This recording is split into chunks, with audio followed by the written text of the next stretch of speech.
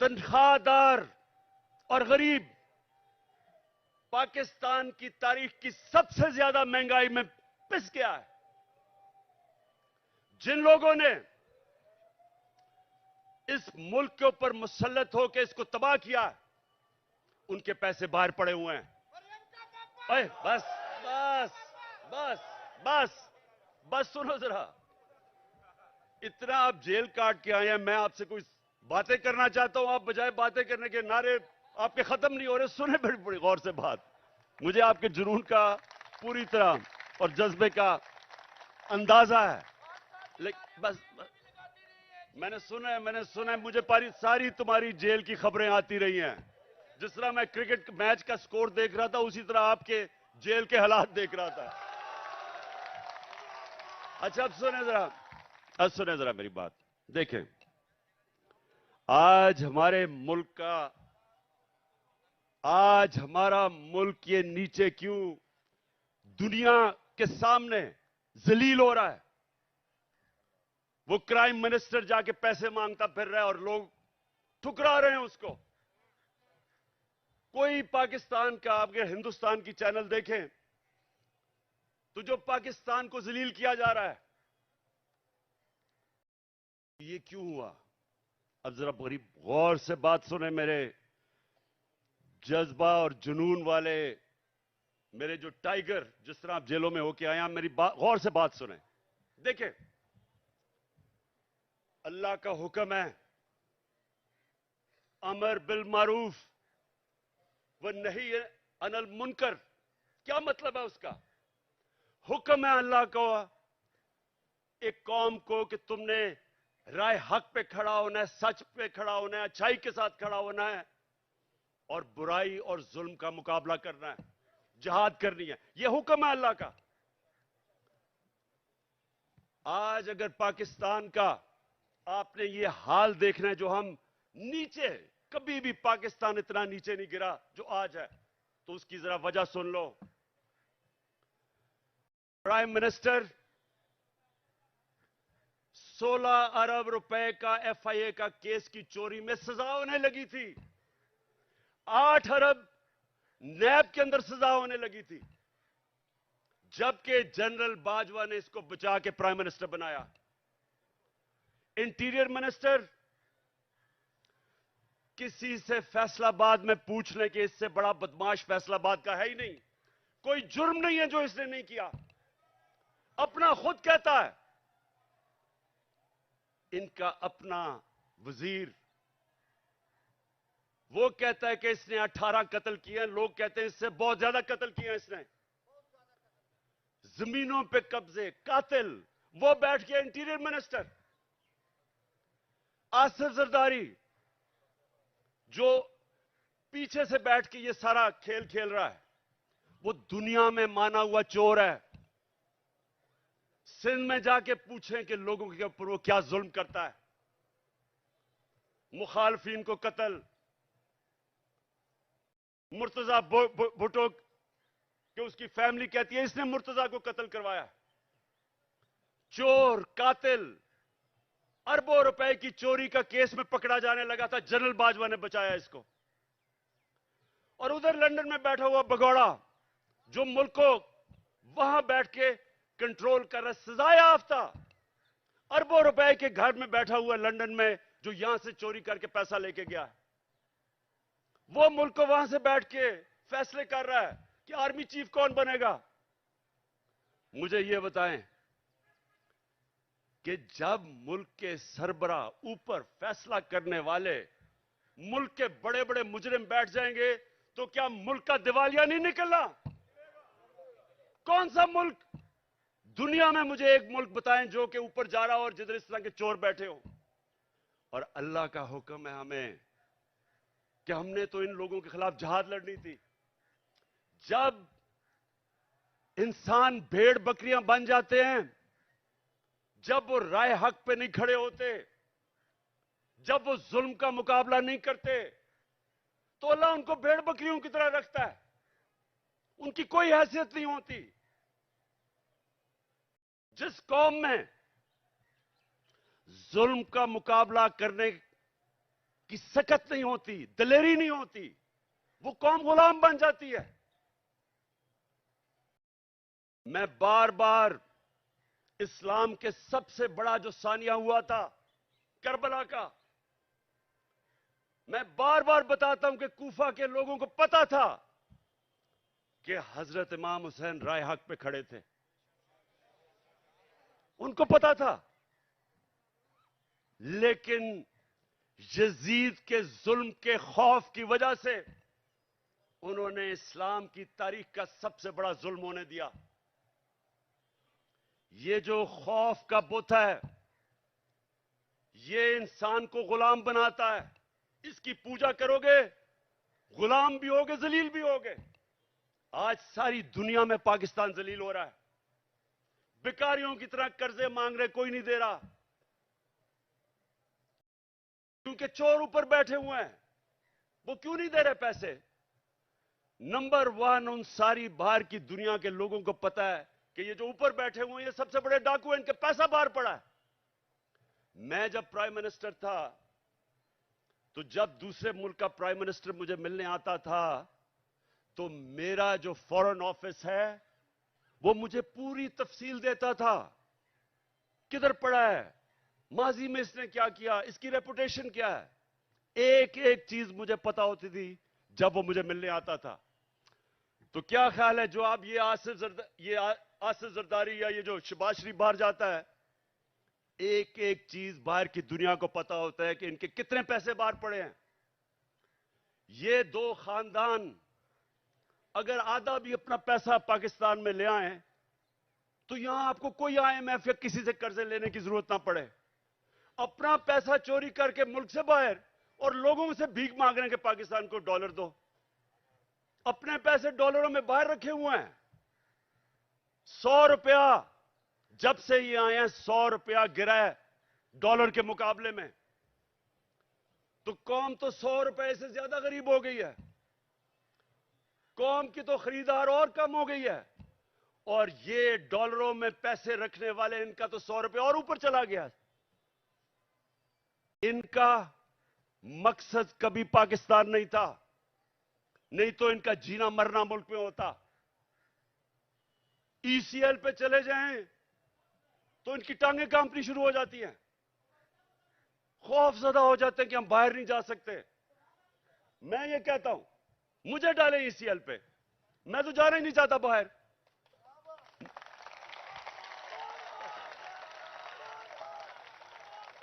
सुने सुने सुने, जब एक मुल्क के ऊपर जराइम पेशा लोग बैठ जाएं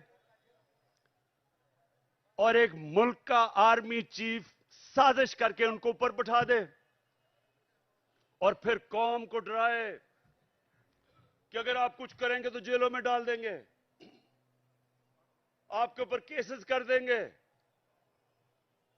खौफ दिलवा के इन चोरों की गुलामी करवाए, और कौम चुप करके ये गुलामी तस्लीम कर ले।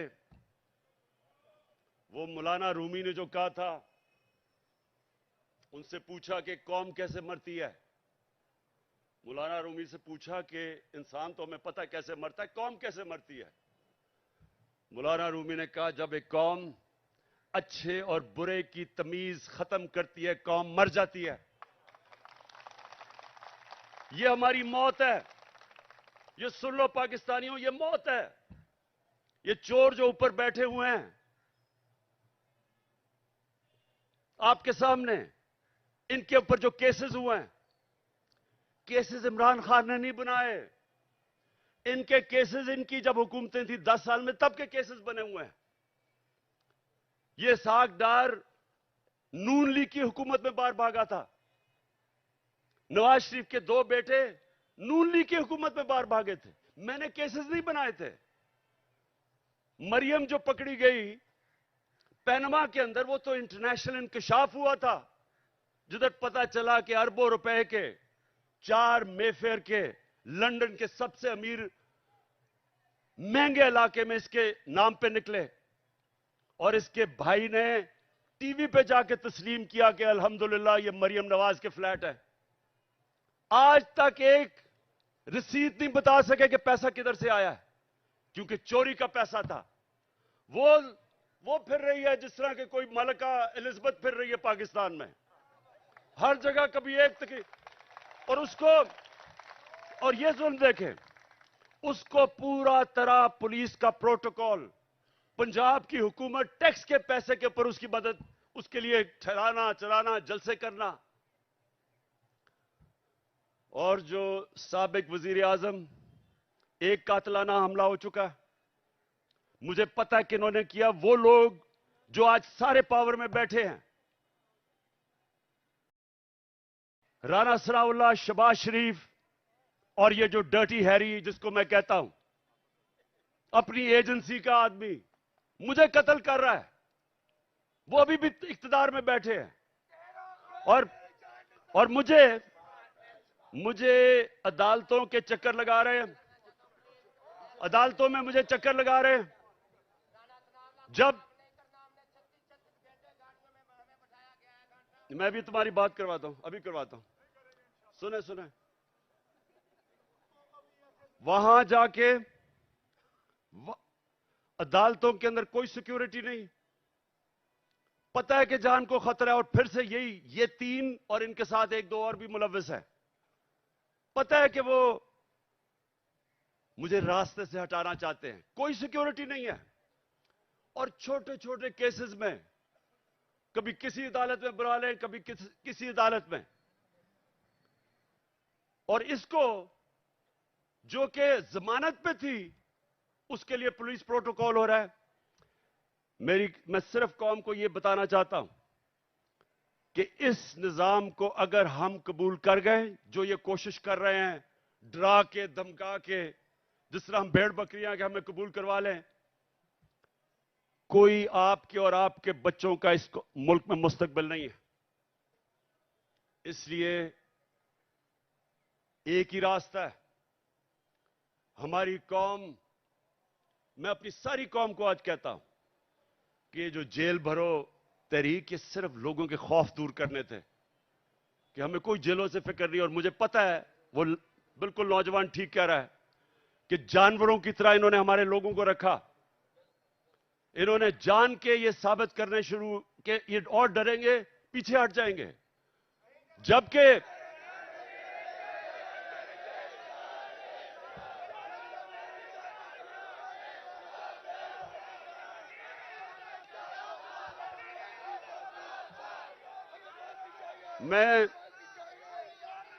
मैं देख रहा था कि हर शहर में ज्यादा लोग निकलना शुरू हो गए जेलों के लिए।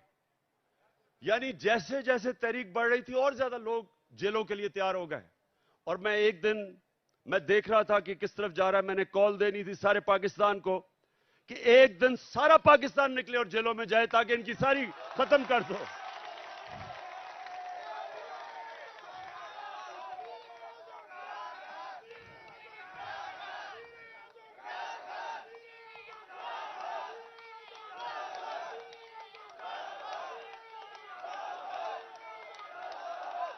मैं चीफ जस्टिस को,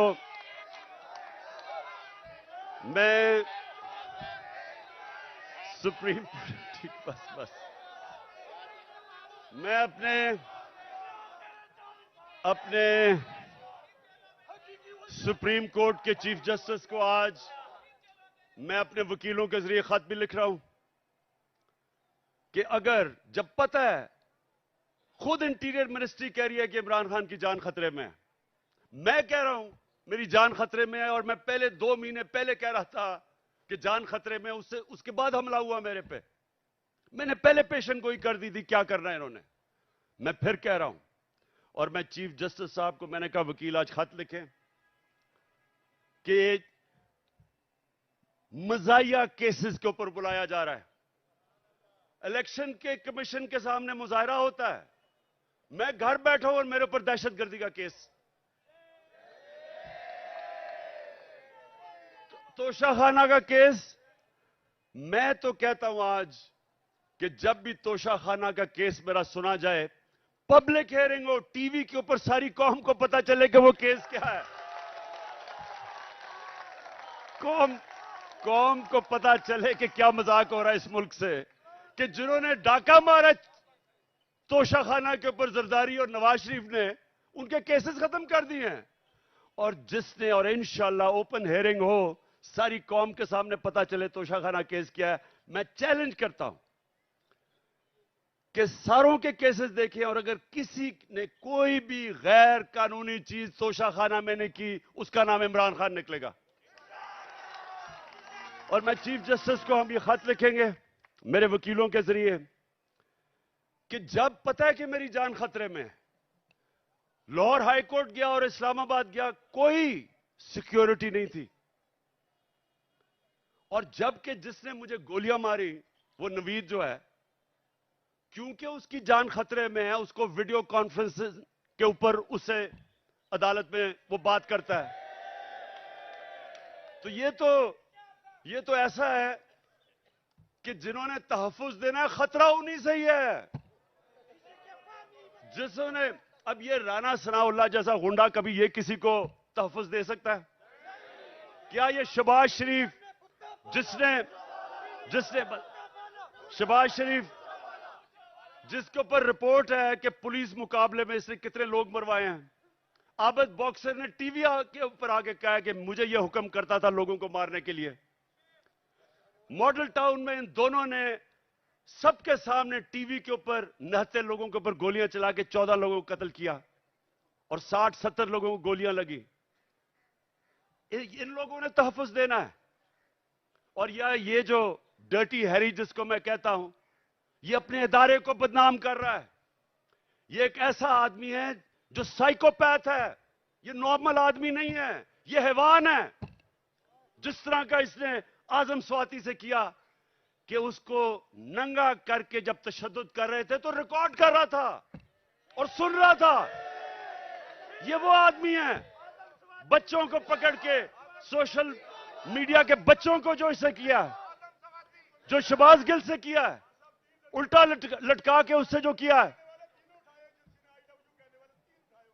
इन्होंने सोशल मीडिया के लोगों के ऊपर जो जुल्म किया, सहाफियों से किया, जो अरशद शरीफ से किया, अब लोगों को पकड़ पकड़ के वो जो जावेद बेचारा चौकीदार, उसको उठा के ले गए, उसको नंगा किया, उल्टा लटकाया। एक तो ये साइकोपैथ, नंगा करने का इसको बड़ा शौक है, ये नॉर्मल नहीं है, इसका ज़हनी तवाजुन ठीक नहीं है। नंगा करके फिर उसको एक चरपाई के साथ बांधा, कुत्ते की तरह उसको जंजीर बांध के चरपाई के साथ 3 दिन बांधा। कौन करता है अपने लोगों से ऐसे? इदारे को ये बदनाम कर रहा है और ये लोगों ने मेरी हिफाजत करनी है। खतरा ही इन लोगों से है। और इसलिए मैं चीफ जस्टिस को कह रहा हूं कि जब नवाज शरीफ जेल में था तो हमें हुक्म आया, मैं प्राइम मिनिस्टर था, कि अगर इसको जेल में कुछ हुआ तो आप जिम्मेदार हैं, हम जिम्मेदार हैं। तो मुझे तो खतरा ही उन लोगों से है। और मुझे कभी उधर जा रहा हूं, कभी किसी अदालत में, तो मैं आज चीफ जस्टिस साहब को इसके ऊपर लिखूंगा कि कौन जिम्मेदार है कि जब बार बार मुझे ये जाली केसेस पे बुला रहे हैं। और जब भी मेरा केस हो, और मैं चाहता हूं कि सारी कौम के सामने आए कि इमरान खान के ऊपर कौन से केसेस है, ताकि पता तो चले कि ये डाकुओं के अरबों रुपए के केसेस, हर किस्म का जुर्म किया है, वो माफ हो रहे हैं। और 74 केसेस मेरे ऊपर बना चुके अब तक, और मेरे लोगों के ऊपर, हर के ऊपर, आजम स्वाति के ऊपर 30 केस, शहबाज गिल एक केस खत्म होता दूसरा केस। क्या जुर्म है इनका? क्या ये आजम स्वाति का जुर्म था कि उसने कहा कि NRO 2 जनरल बाजवा ने दिया? इस पे किसी को कोई शक है? किसी को शक है? तो सच बोलने के ऊपर तशद्दुद, 34 केसेस, कभी किधर जा रहा है, कभी सिंध जा रहा है, कभी बलोचिस्तान जा रहा है। क्या ये पाकिस्तान का आज इंसाफ का निजाम है? और यही होना था जब चोरों को बाजवा ने ऊपर बैठा दिया, हमारे मुजरिमों को। तो मैं अपनी आज सारी कौम को कह रहा हूं, जो आगे जब तक मेरी कौम इस जुल्म का मुकाबला नहीं करेगी, आगे आपके और आपके बच्चों का मुस्तकबिल अंधेरे में है। मैं जब शुरू में 11 महीने पहले कह रहा था, जब चोर ऊपर आए, मैंने पहले दिन से कहा कि मैं कभी इनको तस्लीम नहीं करूंगा। मैंने तब